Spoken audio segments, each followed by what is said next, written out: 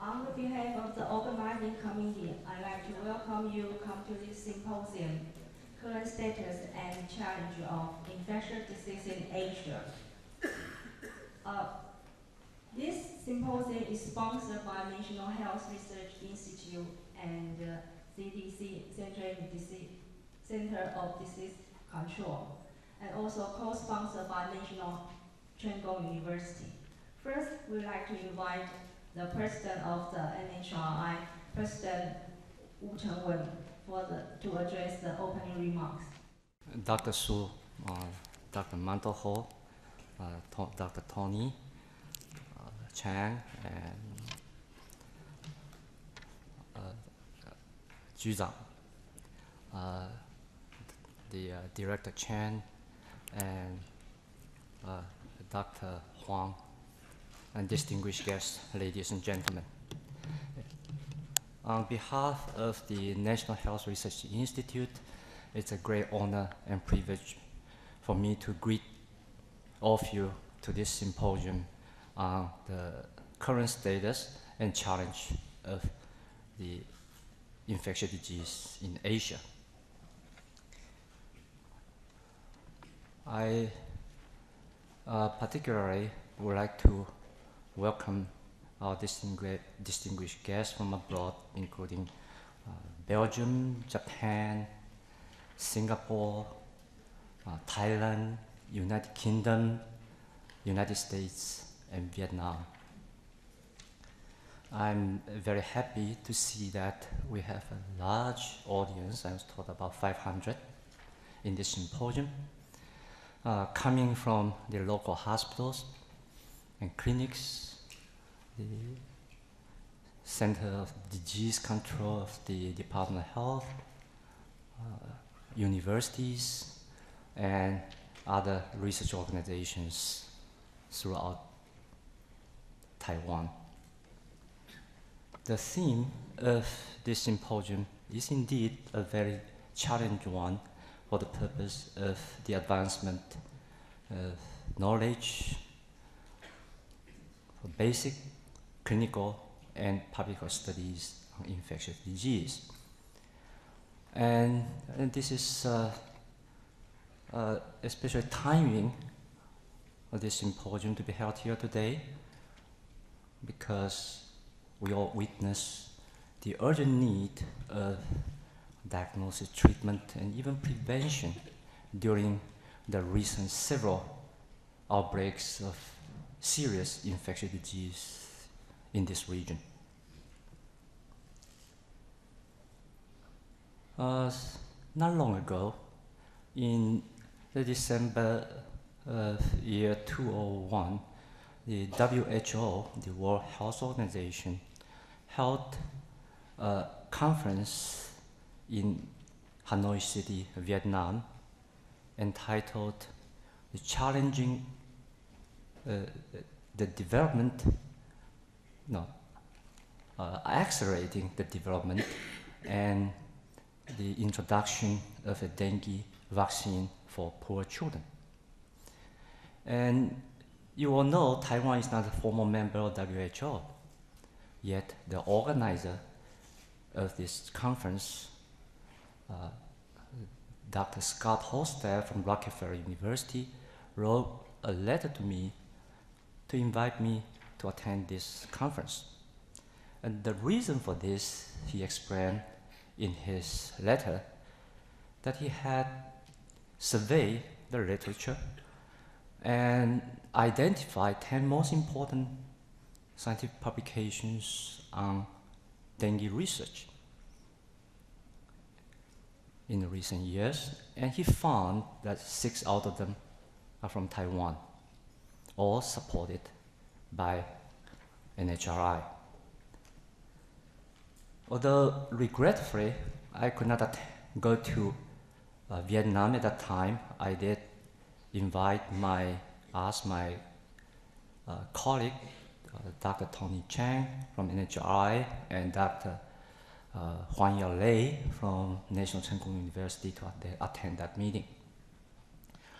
Later, after their return, they did share with me the exciting progress and the new development of the therapy for hemorrhagic dengue fever. And as a matter of fact, you will know that now Taiwan has a hemorrhagic dengue fever outbreak, and we have 46 cases. So it will not take too long that the people in Taiwan will need to fight against this dreadful disease very hard.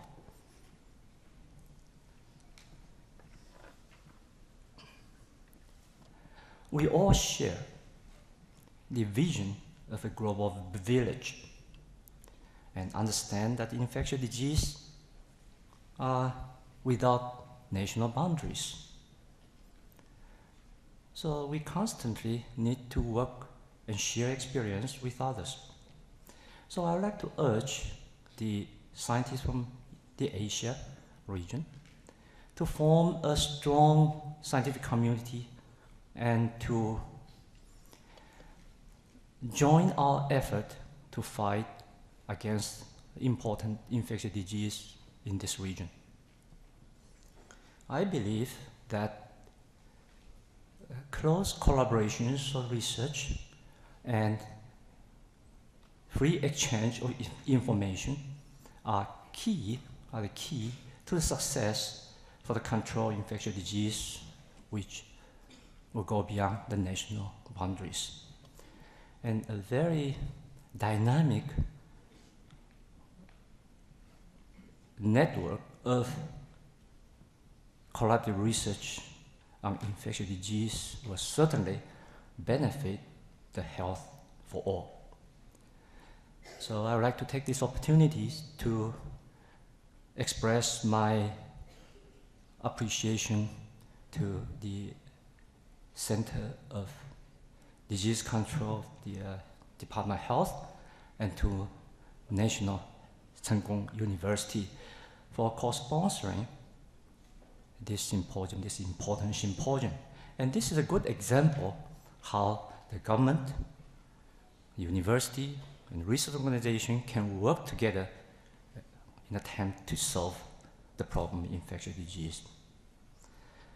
And I especially like to thank the organizing committee, chaired by Dr. Yiren Su, the director of the Division of Clinical Research at NHRI, together with many other of my colleagues and scientists in Taiwan who had devoted a great deal of time and energy to organize such an excellent scientific program. And it is not possible, or this wonderful symposium is not possible without their effort and contribution. So finally, I wish you have a very successful meeting and will hope you to enjoy the excellent presentations and stimulating discussions today and tomorrow.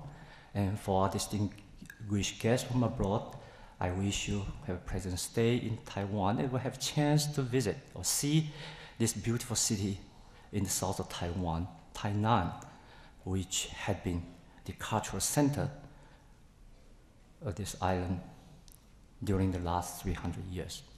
Thank you very much for your attention.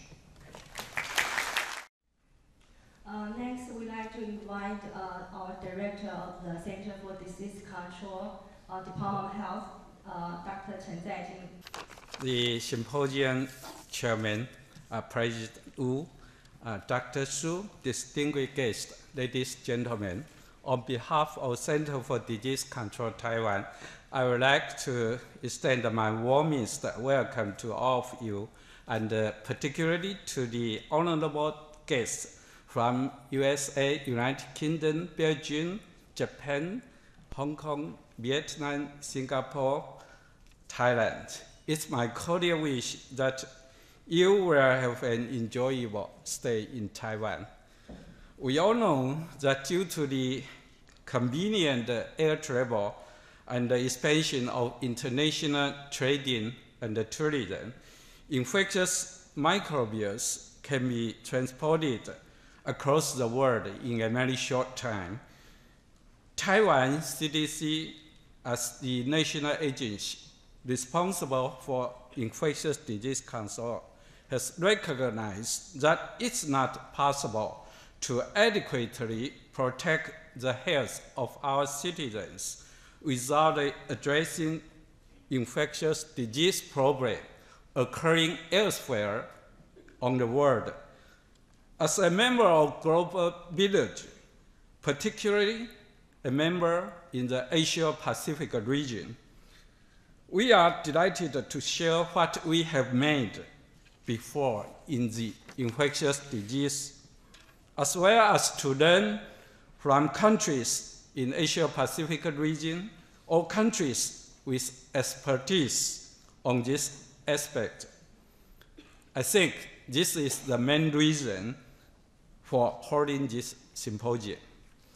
Finally, I would like to extend my gratitude to our guests from abroad and the staff both in National Health Research Institute, Center for Disease Control Taiwan, and also the Medical College, National Cheng Kung University. Without your dedication, this symposium will not be successful. Also, as a native of Thailand, a city of historical heritage, I wish you explore the beauty, the hospitality of the city, the people here, in addition to enjoy the stimulating academic adventure at the symposium. Good luck, happiness, and health to all of you. Thank you. Now we'd like to start our first day symposium, Emerging Infectious Disease. The first session will be chaired by the Professor Wang Huang from the National Health Research Institute, and also Director Chen Zhanjing from the CDC Department of Health. I'd like to remind the speakers to keep your time, and we will ring 1 and 2 minutes in advance, and please close your talk in the final ring. Thank you.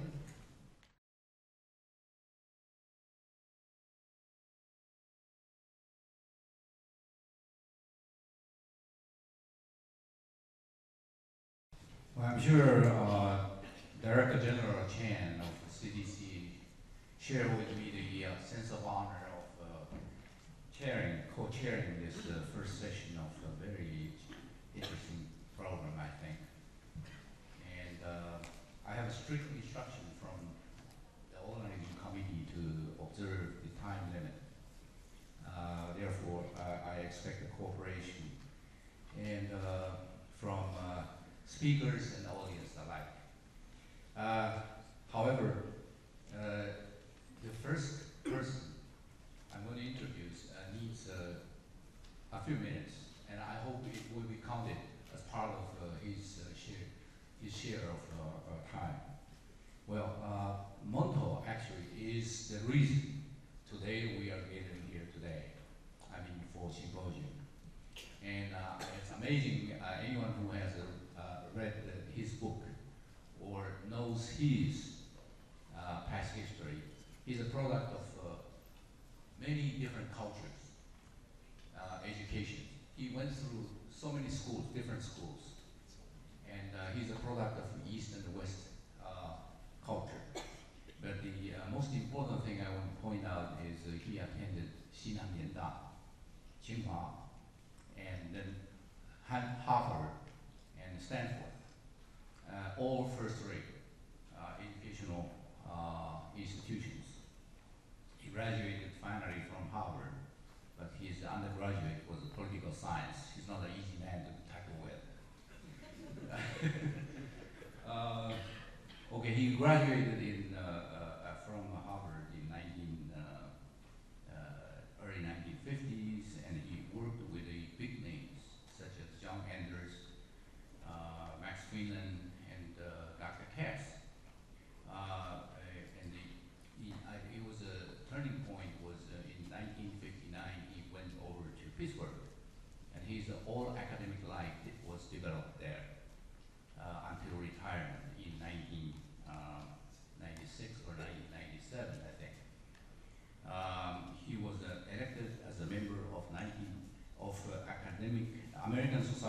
Clinical Investigations Incorporated in 1962, which was very, very significant. And in 1978, he was elected as a member of Academia Sinica. He was the chairman of the Department of Infectious Disease of the Graduate School of Public Health at the University of Pittsburgh when he retired. So he still holds the emeritus status of that position. He came to NHRI in 1997 to tackle a very tough problem. And I must say his interest in his research career ranged a very wide range of interests of Asians, but he came here to tackle a very tough problem, and that problem is the title of his presentation, Emerging and Re-Emerging Infectious Antimicrobial Resistance, a global problem in Taiwan. I think it's a very tough problem, which he handled very well, and gave us a very good start for NHRI. Mondo. Dr. Chen, Dr. Su, President Wu, Dr. Zhang, and fellows who come from home, Taiwan, and abroad. In introducing this symposium, Dr. Su, originally I had intended only to speak about our work here, but he asked me to give an introduction to this whole topic of this symposium, which is current status and challenge of infectious diseases in Asia. Now, besides doing this, and after listening to Dr. Su's presentation last night after the dinner, I moved to do something else, because this symposium marks a new beginning for the Division of Clinical Research of NHRI. You all know that Dr. Su Yiren is the new director of this division. And you may or may not know that he has devised a very, very ambitious and far-reaching plan for this division. To make a long story short, he wishes to make this division the Pasteur Institute of Taiwan. In other words, besides bacteria, he will be interested in viruses and fungi and other microbial agents. Now, I think this is very significant because when we look into history and we go back to the origin of the word, emerging infections. This came about in 1992 when Joshua Lederberg, which is an American novelist, he was head of a committee which wrote an Institute of Medicine paper called Emerging Infections, Microbial Threats of Health. He said to the United States, but I left that out because really it applies to the whole world. And this particular paper, one of its seminal points is this word, emerging. Why is it such a dynamic word? The reason is that the types of infections are constantly changing. They may be new and emerging, or they may be re-emerging. So this is a dynamic change that we have in the world, and more specifically in Taiwan. Now, as to my own role, my relationship with Chen Da goes way back. Now, many of you were here when I first gave a talk here in March 15th, 1997. That's before I came to the NHRI to be director of this division, of which Dr. Su is my successor. At that time, I talked about infectious diseases in Taiwan and their challenges. So this whole idea of infectious diseases and challenges is a familiar topic to me. And later, this talk was given again, and Dr. Su was kind enough to distribute my paper to the students because he wanted the students to hear this. And I appreciated this very much because it was the blueprint of my thinking before I came to NHRI to do what I did, which is Dr.黄崑巖already told you that I concentrated on one problem, unidirection, and that is the microbial resistance. Now, before we go into that,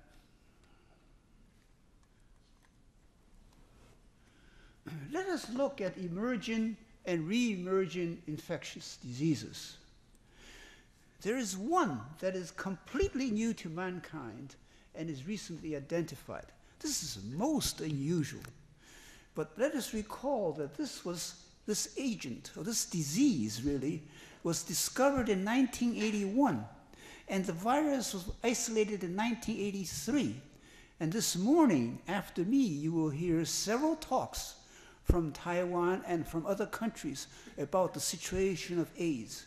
Because after 20 years, this particular virus is still rampant and a major challenge to mankind. Then we have other agents which are known agents, but they're new mutants. And it's quite accidental that right now, this minute, it has been reported that in China, southern China, in the vicinity of Hong Kong, the H5N1 virus has reappeared. Its first appearance was in 1997 in chickens in Hong Kong. And then at that time, it infected about a dozen people. But now, we may be in the beginning of a major outbreak of this particular mutant of a known virus. Now, this particular mode of new mutants of old Asian agents is a familiar one, and it applies to many other diseases. For example, it applies to Vibrio, cholera. Why does Vibrio cholera move from India to Latin America? This is probably because it involves a new mutant. Then we have newly identified agents, but old to mankind. A very good example is Legionella. Legionella is obviously an old bacteria, but it was only recently discovered. Then we have the hemorrhagic fevers, the Marburg, Ebola, Lassa, and all these hemorrhagic fever viruses are very, very dangerous. But fortunately, they're not like AIDS. They do not spread the way AIDS spreads. We have also in the Far East, the hantavirus, which is endemic and is a major cause of endemics in mainland China. And it has challenged Taiwan, although we have not had an outbreak in Taiwan yet. Yet in the United States, of all places, there's a new disease called Four Corners disease caused by a hantavirus, giving us a new manifestation of an old virus, namely pulmonary pneumonia. Then we have newly identified agents like hepatitis C.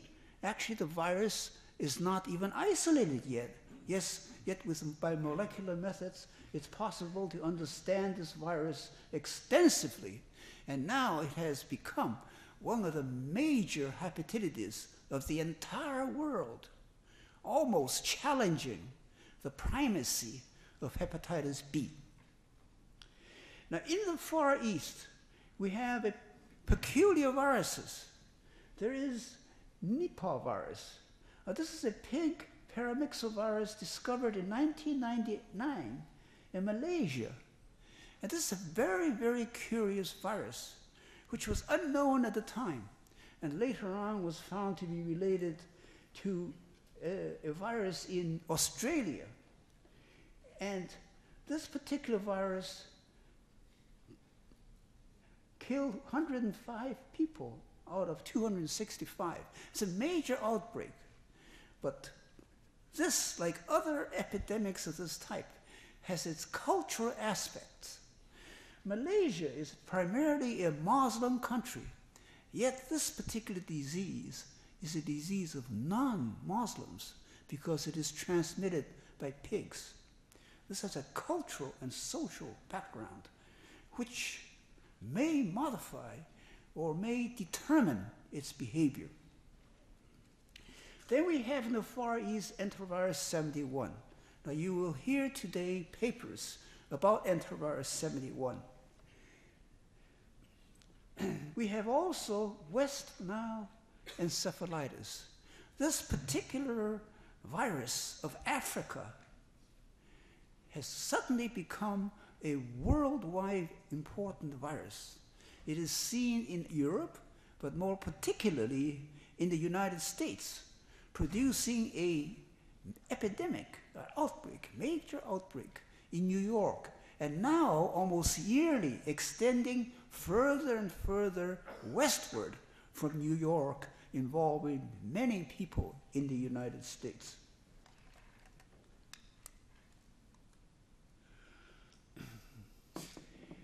We have in the world other types of infectious diseases, are old diseases which have never been completely controlled. And some of them are very important in the Far East. Malaria, although not important in Taiwan because it is more or less conquered, is still a problem in India, for example, and in mainland China. But in all the countries of the Far East, including Taiwan, tuberculosis is still a major problem.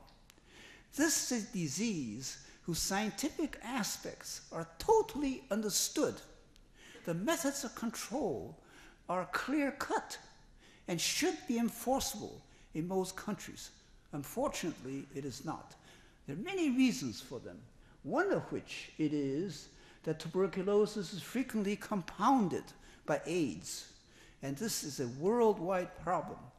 It is frequently the presenting infectious disease of AIDS itself. It is troubled by drug resistance. Resistance to drugs against the disease, like tuberculosis, or against the vector, like insects, mosquitoes. This type of resistance is one of the major factors accounting for the emergence and re-emergence of those diseases. Now, Dr. Wu has already mentioned dengue as a major problem.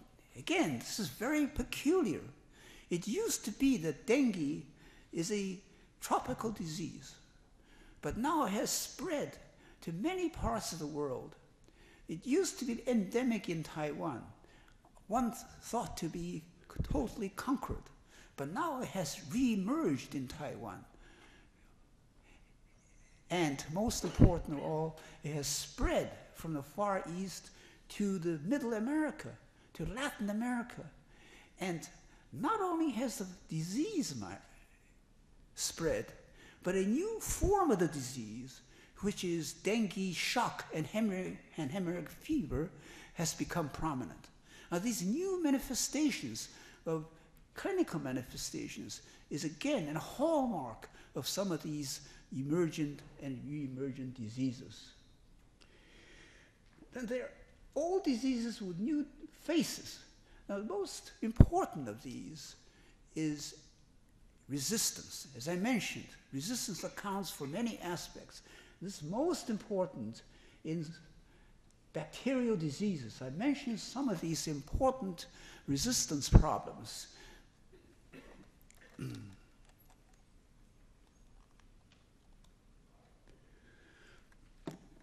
In explaining these different diseases, it's important to note that they are frequently accounted for by environmental and social factors. There are many such factors. Some of them are traditional, inadequate traditional public health infrastructure, such as the unavailability of pure water, sewage disposal, food sanitation, and immunizations. This is particularly a problem in underdeveloped countries, not only in Africa, but also in the Far East, in India, and in Southeast Asia, and to some extent in Taiwan also. Then we have other aspects which are different, like modern production technology. Now, this is a very interesting aspect of foodborne diseases. In the United States, you have heard of many foodborne epidemics which are caused not by old methods, but by new mass production, where one particular E. coli, hemorrhage-producing E. coli, will be distributed all over the country because of transportation. Because of modern technology in food production, salmonella has become, like in Great Britain in the 80s, almost in epidemic proportions, and is spread throughout Europe. And even now, salmonella is a major problem, not only because of modern food production problems, but also because of antibiotic resistance. Multi-resistant salmonella and Campylobacter is a major problem. Then we have increased urbanization and population density. Now, this is a very important problem, especially in Africa, where there is a tremendous movement towards urbanizations. People are moving from the country into the cities. And this creates a lot of social problems, besides familiar problems like crowding and lack of traditional public health infrastructure. Sex becomes a problem. Social behavior is changed. The family relations are disturbed, so that the traditional monogamy does not hold, and you have promiscuous sexual behavior in many, many such countries. And this accounts for, is primarily the cause for HIV/AIDS, for example, and other sexually transmitted diseases. Then we have animal husbandry. This is a very, very important aspect of the infectious disease problem, because of the entire production in the world of antibiotics. Antibiotics in animals accounts for more than half. And so you can see the magnitude of this problem involves animals, and they will transmit resistant bacteria to humans. And medical practice is a very important aspect of, particularly in the development of resistance. Giving out of antibiotics indiscriminately is a world problem.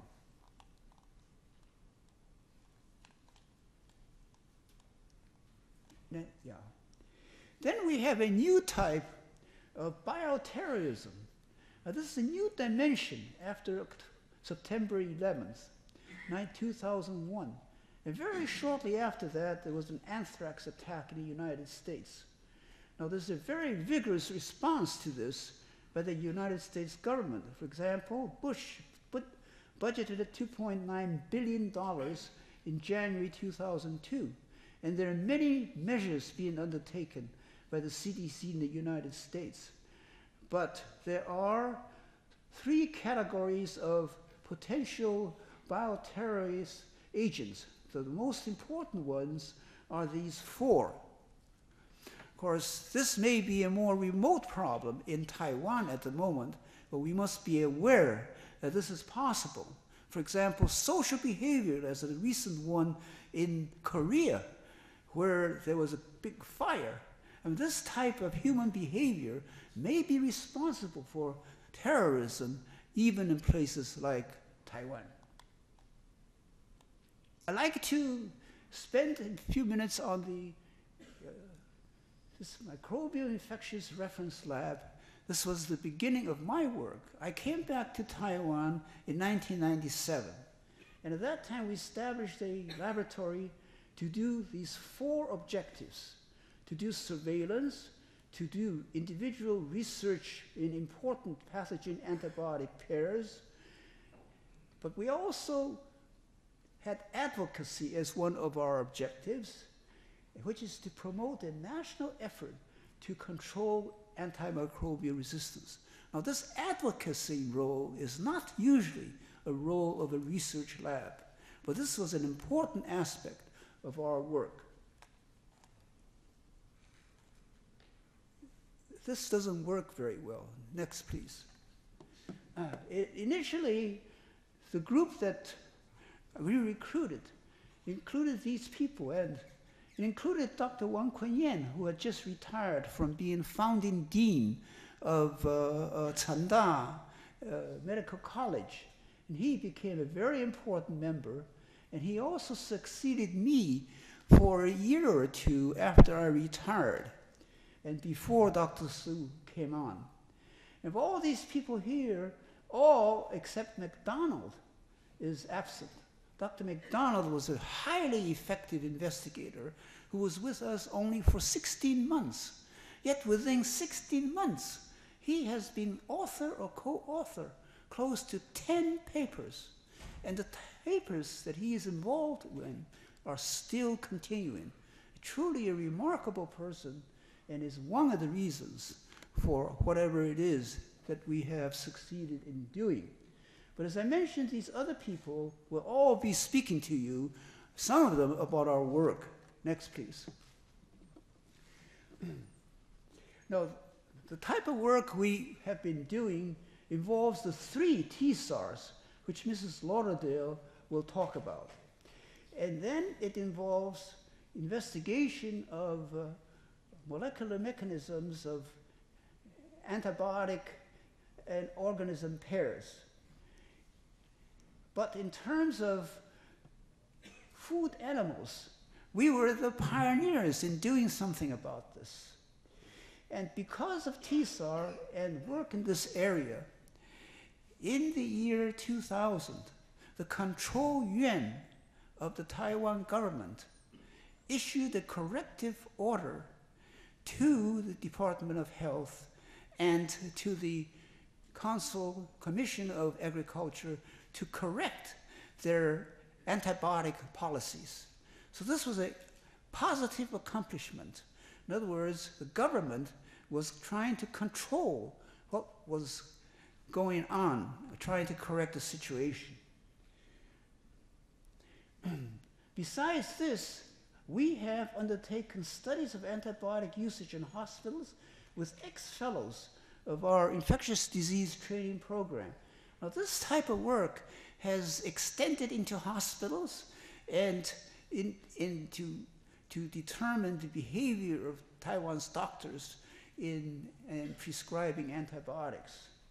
And finally, what I like to talk in more detail about is antibiotic usage in outpatient department. Next, please. Soon after what the Control Yuan did, we immediately realized that the Control Yuan can only concentrate on individual regulations and correction of these individual regulations. I mean, they can't have an all-around plan for their agencies to undertake. Now, this is where we came in, because we said in order to make a corrective measures complete, we have to have a positive measure to try to reduce antibiotic usage and reduce antibiotic resistance. I might remark that this type of procedure is not common in any country. It really has only been done in small, highly disciplined countries like Finland. Finland has done this.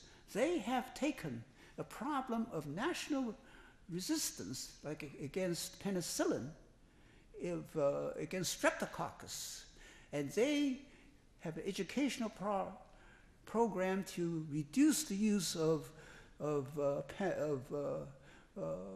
erythromycin in outpatients. And in the course of 4 or 5 years, the resistance rate of streptococcus against erythromycin went from about 40% to about 5 or 6%. This is a demonstration that you can reduce antibiotic usage and that such reduction will reduce resistance. So because of this, we have 2 programs how to reduce antibiotic consumption. One is improper use of antimicrobials in hospitals for prophylaxis against wound infections and clean surgeries.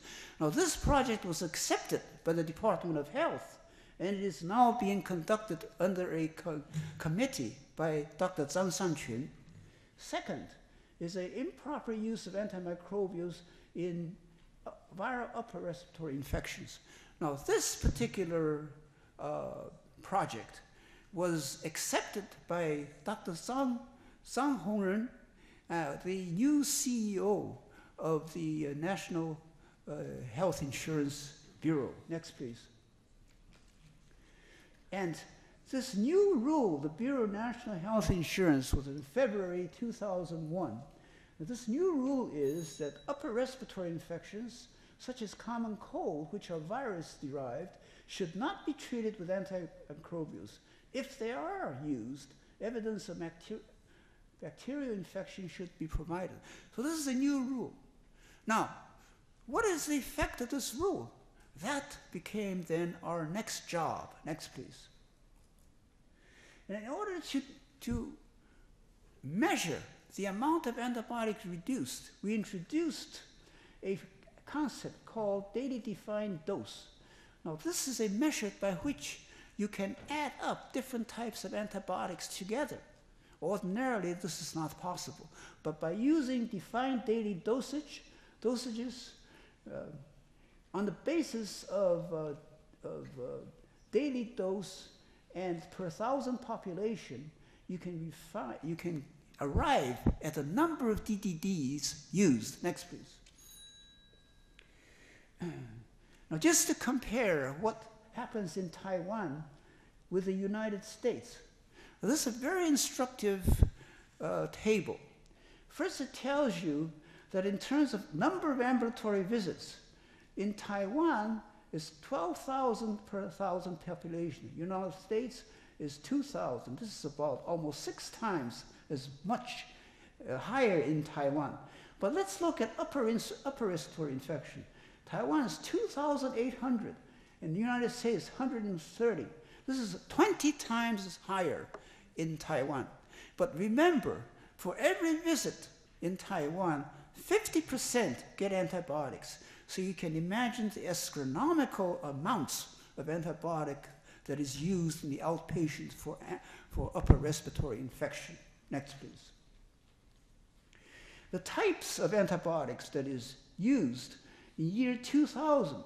Now remember, our new rule is in 2001, February 1. And if you look at the types used, that is mostly aminopenicillins and first-generation cephalosporins. These are 2 major ones. Now, all of these, after year 2001, the difference here, minus 34%, 36%. The average is minus 25%. Next, please. Now, this gives you an idea of the amount of antibiotic consumption throughout the world. In the northern European countries are especially good in this area, like Holland and Sweden. The entire country, practically, like Norway, they use about 8 to 10 DDDs. This includes hospitals. But in Taiwan, For ambulatory patients alone, you see, this is in the year 1999 is 28.4. Very, very much higher. Now, after 2000 and 2001, there's a great reduction.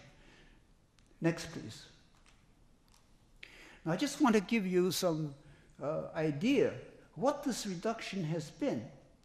This is near one for upper respiratory infection. In 1999 is 8.2, year 2000, 7.1, 13% reduction. But after the new rule in 2001, for that particular year, it's 63.4% reduction in amount of antibiotics. And for all respiratory infections, it's less. But for all antibiotic usage, it's 34.2. So this is the record of this particular measure, which has to be considered successful.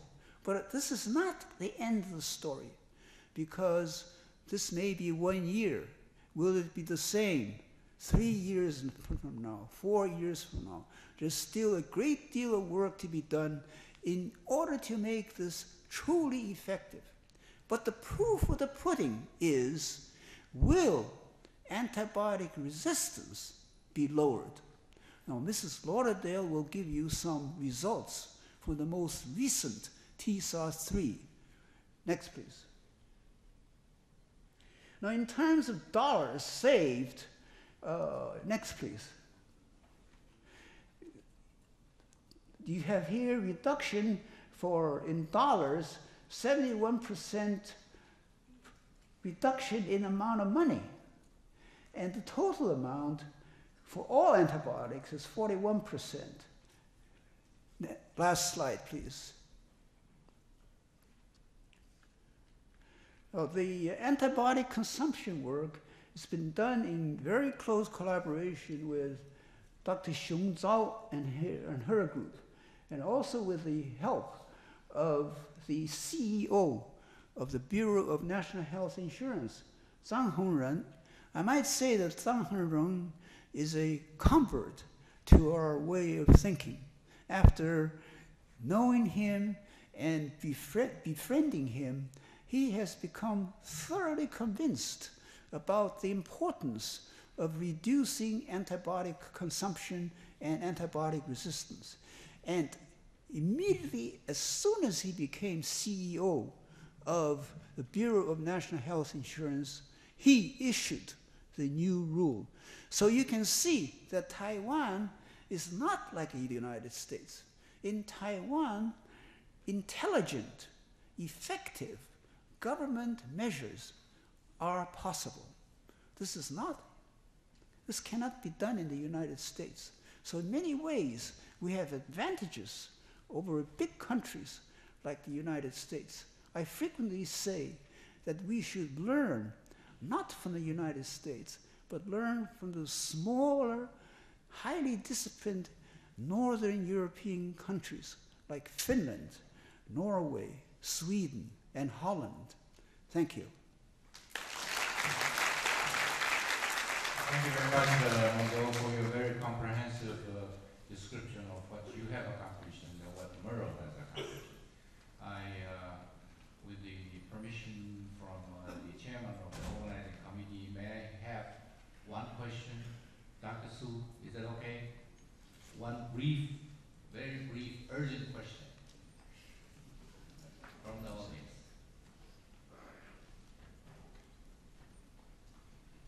No question. I have one very urgent question. I think different interested groups have different reasons to oppose WTO. I, as a man who has been involved in medicine and microbiology and infectious disease, will WTO, because you did mention food processing, will WTO accelerate the globalization of infectious diseases and spread of salmonella or other diseases, infectious disease? Do you know what I mean? You mean the WHO? WTO.